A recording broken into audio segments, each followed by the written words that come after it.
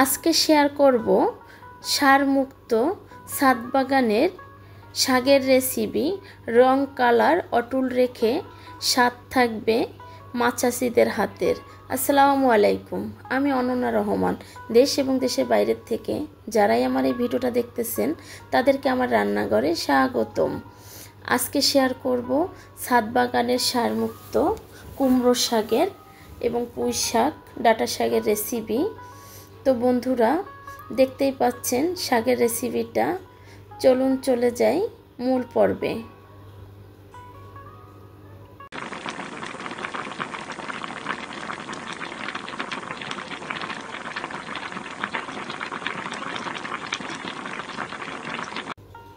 চলে এসেছি আমি ছাদে।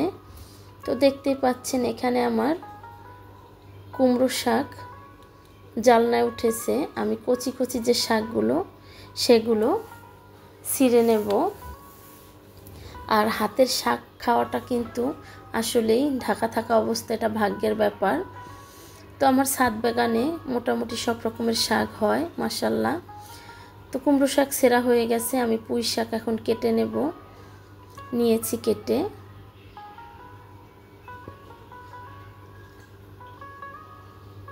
দেখতে পাচ্ছেন একদমই টাটকা এবং কচি শাকগুলো ছিঁড়ে নিয়েছি। আমি ডাঁটা শাকটাও অফ ক্যামেরায় তুলে নিয়েছি। এখন ছিঁড়ে নিচ্ছি মরিচ, কাঁচা মরিচ ছিঁড়ে নিলাম।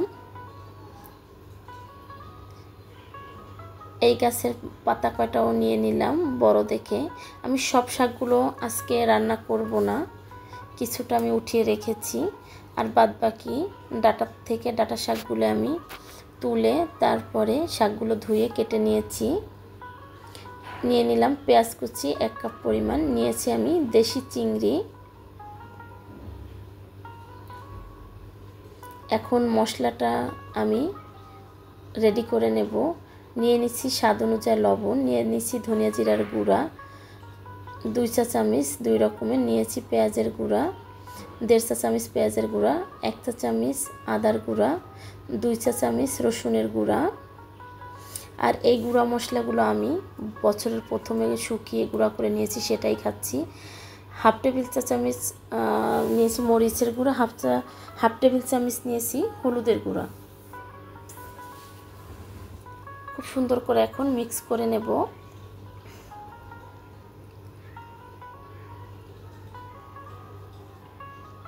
এখানে একটা প্যান নিয়েছি, দিয়ে দিচ্ছি তেল, দিয়ে দিচ্ছি পেঁয়াজ কুচি। পেঁয়াজ কুচিটা আমি অল্পই দিয়েছি, যেহেতু পেঁয়াজের গুঁড়া দিয়েছি যার জন্য অল্প করে পেঁয়াজ কুচি দিয়েছি।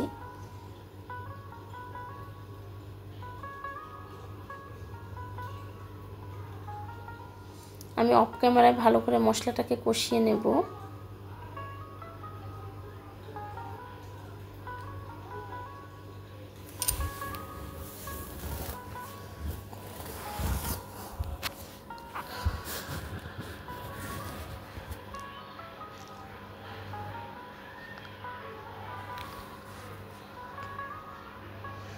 মশলাটা কষানো প্রায় হয়ে গেছে। এই পর্যায়ে চিংড়ি মাছটা দিয়ে দেব। মশলাটা নিচে লেগে আসতেছে। দিয়ে দিচ্ছি চিংড়ি মাছগুলো।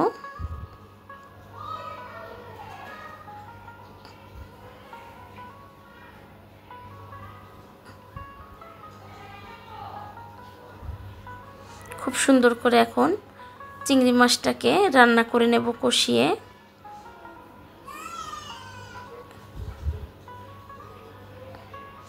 একটু পানি দিয়ে দিলাম।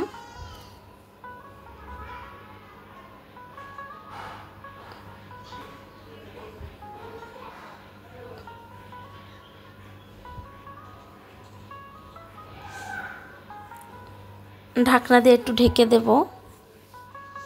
উঠি এখন দেখে নিচ্ছি।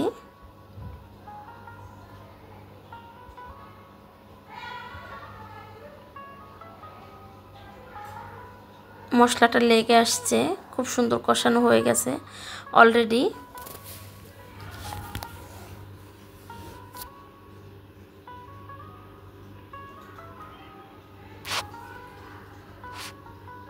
দিয়ে দিচ্ছি শাকগুলো।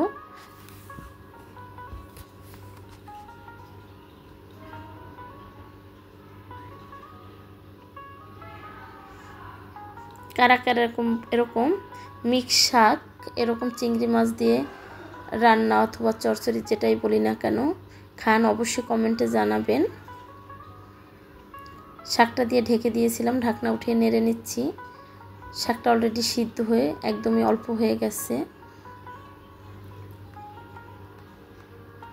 শাকের পরিমাণটা কিন্তু আজকে অনেক বেশি।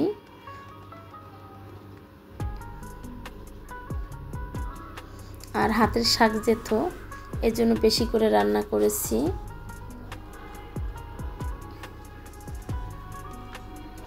দিয়ে দিচ্ছি কাঁচামরিচ ভেঙে কিছুটা।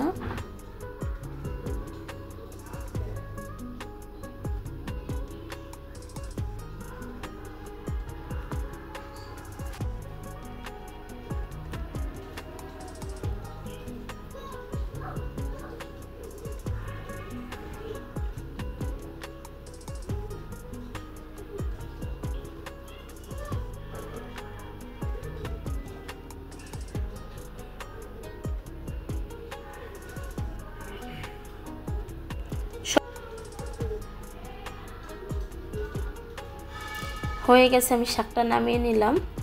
এখন পরিবেশন করে দেখিয়ে দেব কতটা সুন্দর বা লোভনীয় হয়েছে।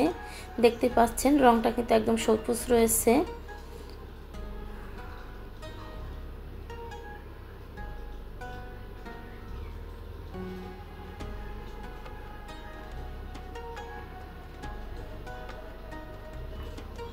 প্রিয় বন্ধুরা, আজকের রেসিপি আমার এই পর্যন্তই। দেখা হবে নতুন কোনো রেসিপি নিয়ে। সে পর্যন্ত ভালো থাকবেন, সুস্থ থাকবেন। আসসালামু আলাইকুম, আল্লাহ হাফেজ।